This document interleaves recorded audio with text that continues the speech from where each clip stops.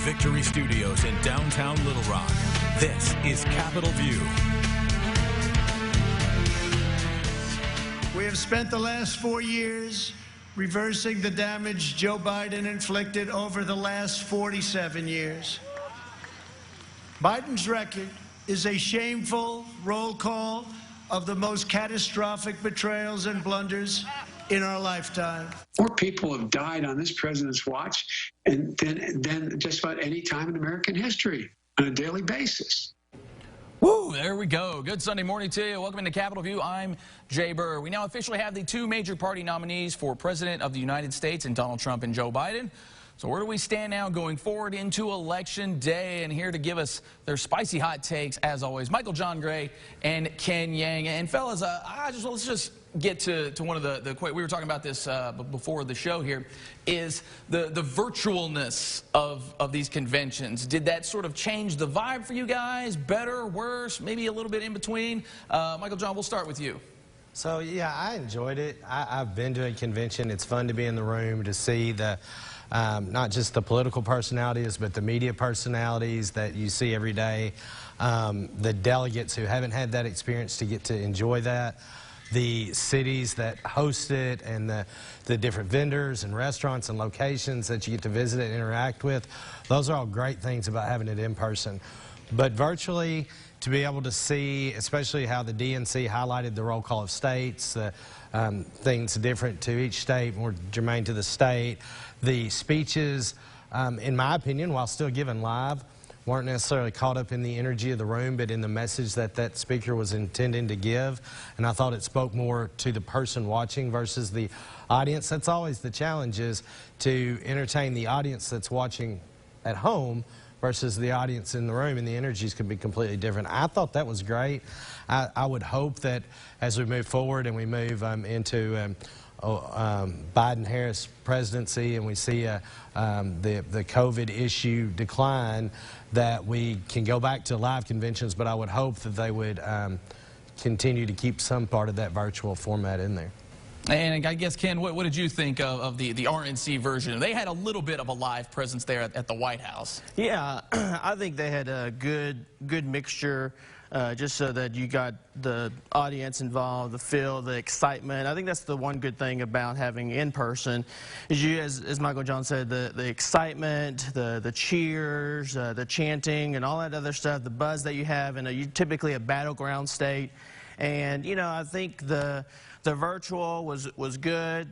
Your speeches have to be different when it's virtual, but I think the RNC did a good job of having a hybrid and having a more exciting convention than the DNC. All right, now we've got our two guys here. We've got Trump, we've got Biden, and I guess we're starting to get into it here. The gloves are already coming off. Of course, they've been off, it seems, for a few weeks now here. Ken, we'll start with you here. Trump, sort of depending on how you look at it, maybe the favorite to win a second term. What does he have to do, in your opinion, to get that second term? I think he just has to run on his record. He said something in his speech that I think it just resonates, with the American people, is that, how can Democrats lead when they're so busy tearing down our country? And so, the convention was about American exceptionalism, living the American dream, which is a first-generation immigrant I know. And he talked about his record, which I think is what he'll have to focus on. And you saw the minority base that the Republicans now can go out and say, we've done stuff for you. President Trump passed a sweeping criminal justice reform that under 8 years of Barack Obama, the Democrats couldn't even pass criminal justice reform, and President Trump's already done so. So if he runs on his record, he'll win. And I guess, Michael John, for you, Joe Biden, is this a guy that people are excited about? I know Sleepy Joe is kind of the moniker he's been bestowed upon by President Trump, which I'll give him credit for that. He's really good at kind of marking people like that. But is this somebody that Democrats can really rally behind? Is it somebody they can get excited for? I think they are. I think the answer to that is they are. Not just Vice President Biden, not just Senator Harris, but Democrats up and down the ticket. people are rallying for. I think this is a rallying cry. Vice President Biden, Senator Harris at the top, but I think from the bottom to the top, you're seeing real energy that don't like President Trump's record, not his political record, not his potentially criminal record, not his financial misgivings record, none of those records. People are excited about the kind of candidates we're putting forward that want to bring America back together and not be as divisive and playing to the dark fears and the dark history of America that we've seen over the last 4 years. And now it seems too like we're probably going to see both far ends of this spectrum really be vocal in this, but how do both of these guys need to find those people that are a little more moderate, maybe not as extreme on the left or on the right, and I guess too, you know, how do you get that voter turnout? I mean, obviously the pandemic has thrown a monkey wrench into just a lot of that system. The mail-in voting has been questioned throughout this whole process here, but it always seems to come down to voter turnout. So how can either of these guys get more of their base to the polls? Go ahead, Kim. Well, I think, the American people are wanting someone that advocates for them. And so you have one party who's busy tearing down statues, who's busy destroying history, who's busy telling you how awful America is, while you have President Trump who's standing up for Americans, who's standing up for people like my parents who are legal immigrants, who worked hard, who I get to live the American dream because of them. And that's what President Trump and the Republicans all across the nation, all across the ticket are doing, and that's all they have to do. They have to talk about the love for America, how great America is, American exceptionalism, that we are the greatest country in the world, and that we also understand that our rights are God-given, and something that the Democrats refuse to acknowledge is God. And you had people doing the Pledge of Allegiance without mentioning under God. You have a platform that doesn't mention God, and so the American people, I don't believe, will be for that. Michael John, Democrats, they got to rally that base. Get in there. Let me go there, Jay. Let me say one thing. I'd be at church today, but I'm taping on Sunday for a Sunday show. So I'm a Democrat, and I've got God in my life, and we certainly haven't taken God out of the Pledge of Allegiance. Ken, I got a lot of respect for where you are, but that is a most ridiculous statement I've ever heard on a Sunday morning at Channel 4. I will say, though, Donald Trump's doing a great job of getting the Democratic base out. I think Biden and Harris are exciting, and we're doing our work. But what Americans absolutely do want someone that cares about America, but they want someone that cares about all Americans. I think that what we saw, especially with the tone and tenor of all the speeches at the Democratic convention, is that leaders know that we're not always going to agree, that all parties, that all voters, that all states, that all people across the table at the coffee shop aren't going to agree. But when there's real pain on either side, leaders find a way to come together and find solutions. They don't find a way to fan those flames and create more division, and that's what the president's doing. So, Jay, to your question was about what has been defined as the moderate middle, not necessarily the base of either party. I think if you look at the educated moderate middle, and I don't mean necessarily former educated, I mean educating themselves on the issues and what's going on, I think they're going to say, look, we need somebody that wants to bring this thing together. I may not agree with this, I may not agree with that, but what's going on right now is not working. And Trump keeps saying, 4 years of Biden-Harris and we'll look like what we have now. Well, I forget he's president. I forget the Republicans control the Senate. That's what's going on right now. We're dividing Americans. We are playing to, and anytime you talk about tearing down statues, you're playing to the dark underbelly of racism in America, which is ridiculous. I think there are people out there that are proud that their ancestors who were sold down the river or owned by people, that the statues that glorify the people that did that are now being taken down. That's what America is about. It's saying that we're all here. We're all welcome to be here. We're going to make it, if you're willing to work hard, none of us got here without any help, but if you're willing to do that, America's here for you. And I think that's the message that the Democrats are promoting, or President Trump's saying, when I see in every speech and the talking points that I see from you guys, it's they, it's you, it's they. We're talking about us. It's us. We're not going to agree. It's us. All right. We're going to take a quick break here. We're going to continue this conversation when we're back because now it's starting to get feisty, and I'm here for it. You're watching Capitol View on Sunday morning. Airlift Concrete Experts is your go-to company for trouble with any settling concrete. We use a structural polyurethane that is injected beneath the structure to raise it back to a level state. And every job we do has a warranty. Call Mike at Airlift Concrete Experts. I love shoes. You find them in the store, you know, they like call you, but they hurt. The best ones hurt the worst. And you're walking around going, I don't want anyone to know that I'm not happy. You're stuck in the arch supports, and I felt so much better. I'd say Good Feet helped with all of my great shoes. They turned out to be something that actually works for me.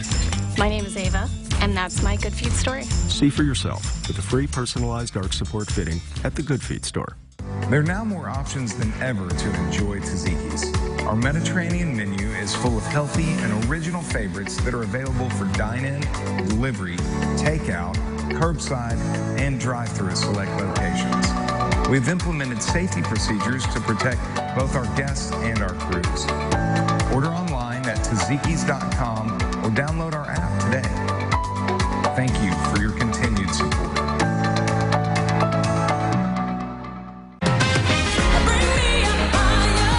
Make the most of summer with Ford, America's best-selling brand, during the Ford Summer Sales Event. Shop our huge lineup of SUVs and the largest selection of truck inventory to choose from. And get 0% APR financing for 72 months across the Ford lineup. The Ford Summer Sales Event, helping you make the most out of summer. Now, get 0 for 72, plus $2,000 open bonus cash on a 2020 Expedition. Only at your local Ford dealer. Plenty of people say, I got a guy. But at Middleton, we believe you deserve a whole team that delivers on quality, service, and value. We're your team. That's us. That's Middleton. Call Middleton Heat and Air today. You're watching Capitol View, Sunday morning talk focused on the political scene in Arkansas. And welcome back into Capitol View. More with Ken Yang, more with Michael John Gray here. And fellas, let's kind of bring it in a little more locally now, just to kind of get your guys' take on this, because it seems to have kind of become a Republican-Democrat issue.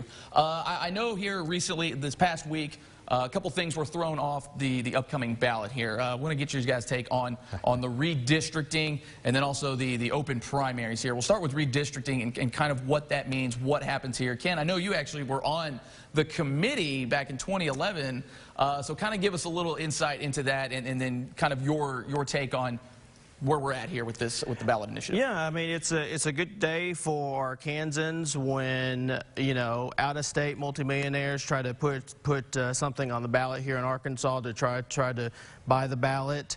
And so, you know, as someone who served on the redistricting team in 2011, you know, the Democrats were in charge then. They drew the lines, and, you know, we had vigorous discussions, and the lines were set for the next 10 years. Now that Republicans are in charge and Republicans are going to draw the lines, you see all this fanfare from the Democrat side saying, hey, we need an independent commission, we need someone else to draw the lines, and you know, 130 plus years of Democrats drawing lines, you never heard any type of complaint, and all of a sudden there's a complaint. So, you know, with the Supreme Court striking it from the ballot, it's a good day for Arkansans.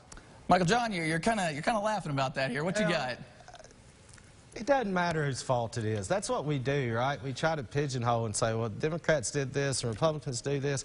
The point is, the whole point behind the independent redistricting is for what's best for Arkansas. So if the Democrats got it wrong, I'm chairman of the Democratic Party. They can all be mad for me saying it. Yeah, they got it wrong. It shouldn't have been done that way. They shouldn't have been doing it that way. There are counties out there that have small counties. I'm not talking about Pulaski County. I'm not talking about Washington Benton County. Small counties that are carved up, have 4 different state reps, 3 different state senators.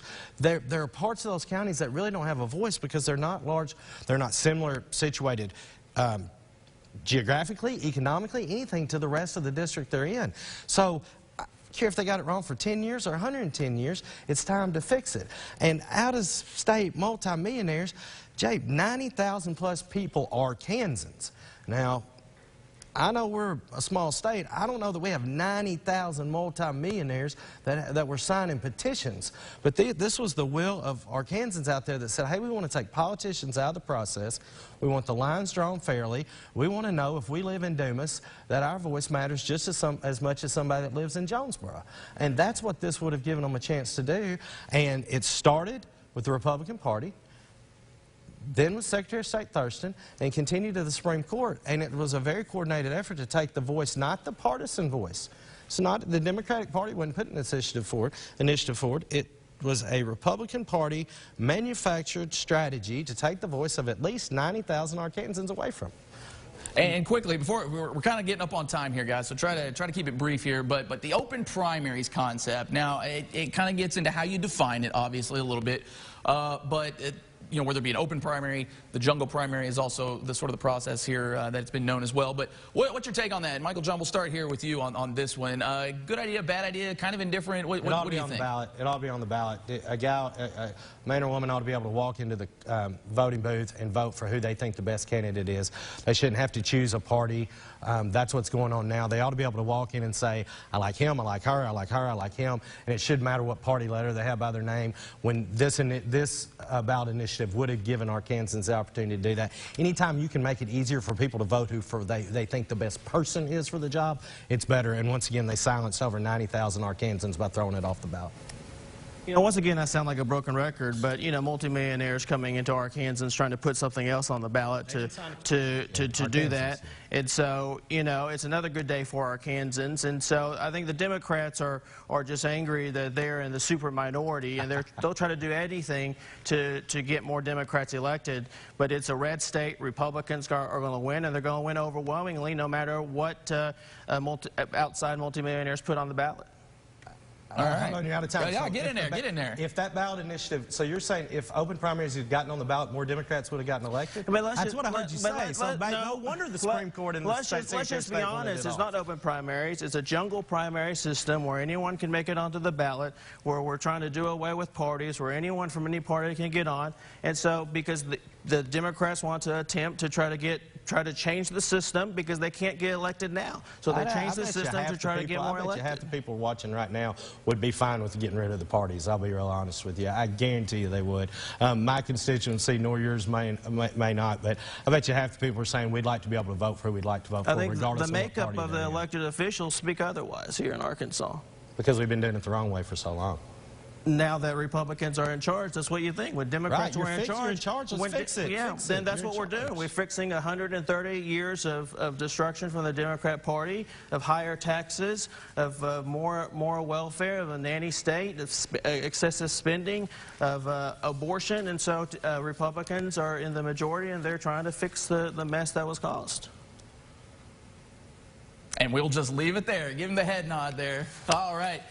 Woo, man, we're just getting started with this thing. Like I said, we've just got our top two nominees for President of the United States. Again, Ken Yang, Michael John Gray. Fellas, we certainly appreciate the time. And, you know, for my show here, you guys are more than welcome to come back and duke it out anytime you want. Thanks, Joe. We enjoyed it. All right. That was fun. All right, well, Friday Night Football is back. Dr. Greg Bledsoe joins us next. He's talking about how we stay safe during this pandemic on the field. You're watching Capitol View on Sunday morning.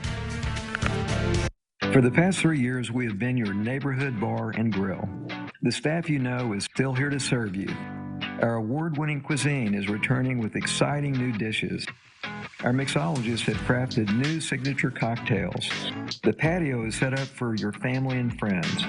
The garage doors are open on the Sidewalk Cafe. Let us pour you a peachy keat. We're excited to welcome you back. When I opened my practice, I was so focused on the care of my patients that missed revenue, coding denials, and eligibility denials threatened the financial stability of my business. Thankfully, a colleague recommended Medical Office Systems. Their certified professionals performed a free medical audit and identified hundreds of missed reimbursement opportunities. Within weeks, MOS recovered thousands in revenue. The best part? They only got paid when I got paid. Don't make the same mistakes I made. Call MOS today. Tonight, the Stanley Cup playoffs are on NBC. A series that's taken toughness to a whole nother level. There's nothing like playoff hockey. Tonight on NBC. Live from Universal Studios. OMG. Summer's #1 show soars to new heights. The Got Talent quarterfinals live Tuesday on NBC. Love getting prices that are lower than low on food that's fresher than fresh? With the Kroger app, you can get personalized coupons on top of weekly sales and rewards like fuel points, all for prices that are lower than the everyday low. So go ahead, get lower than low. Kroger, fresh for everyone. Do you want to save up to $1,000 and keep your family comfortable and stress-free when a power outage strikes? A Tri-State generator comes on automatically, will run a few basics or your entire home, and is the only standby generator with a full 10-year parts and labor warranty. Call today and schedule a free home evaluation and get up to $1,000 off with payments as low as $139 a month. Call today. Why wait? You're watching Capitol View, Sunday morning talk focused on the political scene in Arkansas. And welcome back to the Capitol View. As we kicked off Friday night football this past week, we finally got a glimpse of what football in a pandemic actually looks like. But how did we get here? And joining us now to bring that same exact energy as we've had in our last couple of blocks here is Dr. Greg Bledsoe, who chairs the Governor's Task Force on High School Sports. And, boss, we certainly appreciate you coming in here. I guess take us into what got us here, kind of what went into the decisions. Was there really a whole lot of tailoring to certain sports when it came to, you know, just all of those social guidelines? Sure. I think the biggest thing is there was a little bit of focus on football in the beginning simply because the season was getting ready to start just a couple weeks away. So that was the first priority of the committee, was to try to answer some questions around football, and also because football is a close contact sport, obviously. You know, you're tackling people. Yeah. So that's where we began, and we said from the beginning that if competition was going to go forward, the crowds were going to have to abide by the directives from the Arkansas Department of Health for large outdoor events, and that the Arkansas Activity Association was going to have to put together guidelines for the teams that were on the field that would change the pre- and post-game and also the sideline rules so that people would be as safe as possible during the competition. So that was foundational. We discussed a lot of those issues in depth over the course of a couple of meetings, and then the governor made his decision. Did it seem like there was a lot of pushback from some of the coaches on that committee? Because, you know, usually these guys are creatures of habit, so you change any little thing in the way they're used to doing things, it tends to rile them up. Well, it was really interesting. I was really proud of the committee. I mean, there were some very passionate opinions, and there was a lot of thought put into a lot of the discussions. But one thing I can say with complete certainty was everyone felt very strongly that that the focus should be on the kids and on the student athletes. You know, no one wanted to do anything that would significantly raise the risk to the educators, to the coaches, to the student athletes, or to their families. That was the focus throughout the discussion. I was really proud of the committee for keeping that first and foremost. Now I know the obvious question for you guys has probably been, you know, if I have been shutting down all of these things and we're slow to open things back up, you know, what makes football so much safer? And especially down there in the trenches, I mean, I would assume those are the guys that are probably getting the most questions out of you guys, because, you know, your receivers and your cornerbacks, they're not really necessarily all up in each other's face, but those guys there on the line, right there for extended periods of time. Yeah, well, I think it's important to start from the perspective that there's no environment in which there's going to be zero risk. We're in the middle of a pandemic. Right. So what we're talking about is risk versus risk. How do we mitigate the risk? And how do we put together a plan that allows competition while still making sure that the risk is as minimal as possible?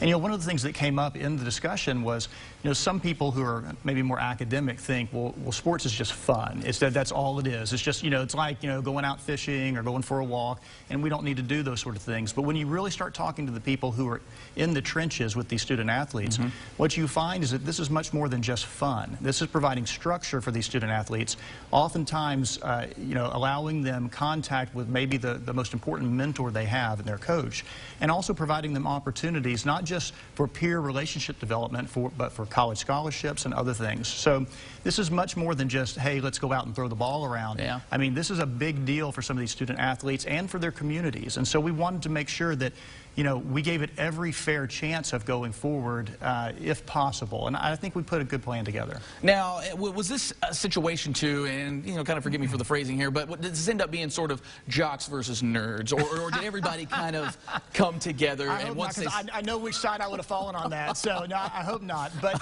it was really interesting is that in the beginning, it might have been a little bit of that. You had 6 physicians in the committee, and then you had the rest we had some behavioral health specialists, you had some athletic trainers, but there were coaches and other, educators involved. And in the beginning, that was one of my concerns was, would we be talking past each other, or could we really communicate? And actually, I was really pleased. Everyone was very patient. We gave a lot of time for both sides to talk. And in the beginning, there was a significant distance between the opinions. Yeah. But the more we talked, the more we realized that the student athletes need to be number one. And we were all on the same page on that. And we began to work towards how do we take a step towards allowing them to do the things that they love, that provides opportunity for them while still keeping them safe. And I think, in the end, everyone sort of ended up very close to each other as far as the plan going forward. And I was really encouraged by that. So I guess kind of going forward here, I mean, obviously football is in its first week. There doesn't seem to be any significant hiccups so far here. So what does this mean potentially going forward for basketball, wrestling, some of the other sports like that? Well, I think people need to realize is that, the football season, the basketball season, the volleyball season in 2020 is not going to look like the 2019 seasons. Yeah. And it's important that we take this week to week and we continue to watch the numbers and we continue to get feedback from these competitions about what's working and what's not working. I'll give you one example. The first time we had competition a week ago, I got a lot of photographs sent to me about the players congregating on the sidelines and not doing social distancing. So I've made phone calls this week to various coaches and others who are involved in competitions, and one of the changes that has occurred is War Memorial Stadium for the Salt Bowl. Yeah. Put the little dots on the sideline for the players. So, those are the sort of things, the innovations that we're looking for, and we're hoping that the high school coaches and administrators will continue to look for opportunities to do the social distancing and remind the crowds to spread out so that we can continue to have competitions. And that's the key there. We want to continue to have competitions here. Dr. Greg Bledsoe, we certainly appreciate some of the insight. Thanks, and I'm sure we'll follow up again with you once we kind of get some of the hoop season a little bit. Sure, absolutely. Awesome, we appreciate it. Well, we're back to wrap it up after this. You're watching Capitol View on Sunday morning. Celebrate with jewelry from J. Oliver's Jewelry Studio. We can now design your jewelry right before your eyes. Why buy the ordinary when J. Oliver's can create the extraordinary? Take something old and remake it new again. J. Oliver's, your full-service custom jewelry studio. Stuck at home? Looking for something new? KARK and the Museum of Discovery to the rescue. To bring you some cool experiments that you can do at home, engage with the kids, and have a little fun as well. Go to KARK.com now to see what you can discover. You're watching Capitol View, Sunday morning talk focused on the political scene in Arkansas. And that is it for this week's show. We're back with an all-new Capitol View next week. Make sure you download the Capitol View podcast wherever you get your podcasts at. Enjoy the rest of your weekend. Stay safe out there.